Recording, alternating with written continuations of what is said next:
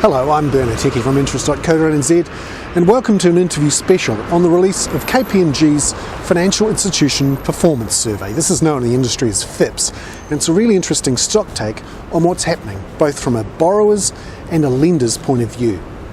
Now, I asked him what's going to happen in the next year or so with banks as they tighten up on lending and have to deal with higher wholesale interest rates. Well, Godfrey, could you tell us what your survey shows about the strength of banks and finance companies over the last year and how things are looking going forward?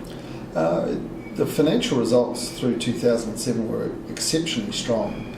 Asset growth was really strong at just over 16%. Net profit after tax for the whole industry was up to 3.2 billion, which is 10 and a bit percent growth. So it's very strong.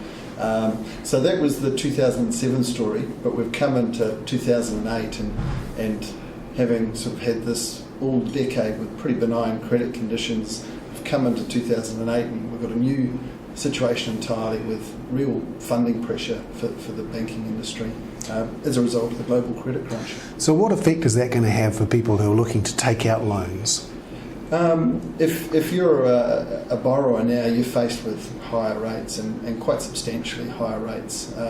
For business lenders, that's going to be a challenge because the environment is quite different.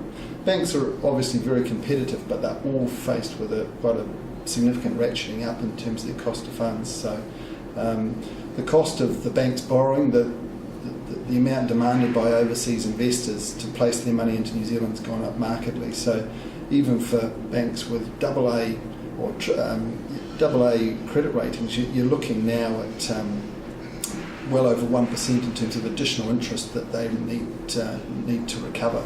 Have they managed to recoup that by increasing interest rates for mortgages? They have progressively. Certainly we've seen the fixed rate mortgages come up. I think we've now got fixed rate mortgages, say 3-year mortgages at around 9.7%. So that's a step up of almost a full % over the last 12 months. So that's come up. Bank margins haven't come up, but the amount that's being paid away overseas for the money that funds a lot of our borrowing in New Zealand has gone up significantly. So the costs of borrowing have increased, and do you think it might get harder for people to meet the credit criteria that the banks have got as well? Oh, undoubtedly. I think what we had was a really competitive marketplace, and so while the banks had their clear standards, they gave their frontline lenders the empowerment. They empowered them to be able to vary terms and conditions. If they were happy with the customer, thought it was an attractive customer to be lending to, you got variation in terms of terms and conditions and indeed price.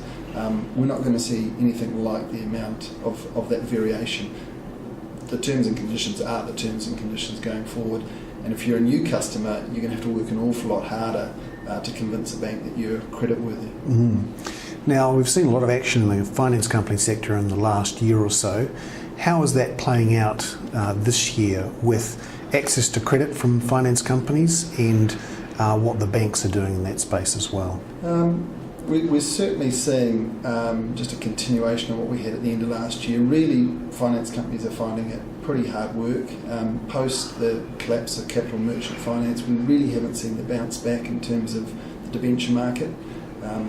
If you looked at some of the failures more middle of 2007, there was a recovery after a period of some weeks each time, but it hasn't really been a lift. So the very largest companies, we've probably seen them with good reinvestment rates, but I would say the majority of the industry is still struggling to get reinvestment rates to where they need it, and indeed new money flows. So at the moment, I think finance companies are working pretty hard just to sort of manage cash flow, manage liquidity, and as loans are getting repaid, equally funding's getting repaid, and we're seeing for many finance companies their balance sheets just ratcheting down. So we have a bit of a sinking lid going on there. We do. And when do you think it might end, if you like, that we reach some point of stability in the debenture market?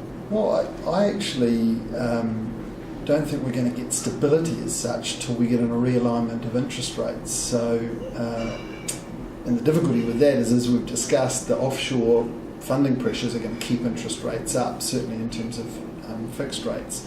So it may well be that it's a matter of waiting for the Reserve Bank to get to the point where, in terms of monetary policy, they feel it's time to start cutting OCR, and it's going to have to be reasonably significant cuts to open up that gap between the finance companies and where the banks are funding, and only at that point will the debenture market really stabilise, I believe.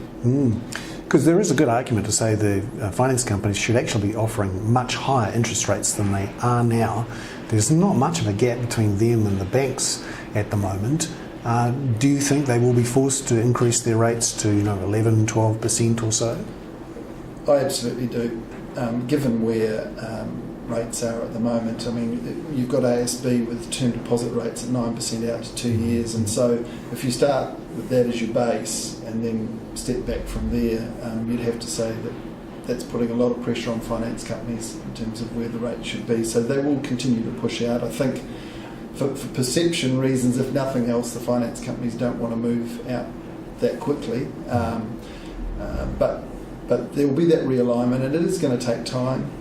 When we get mandatory credit ratings, that's going to reinforce it some more, and it's going to sort of enforce some more clearer pattern to that differentiation, which we don't have at the moment.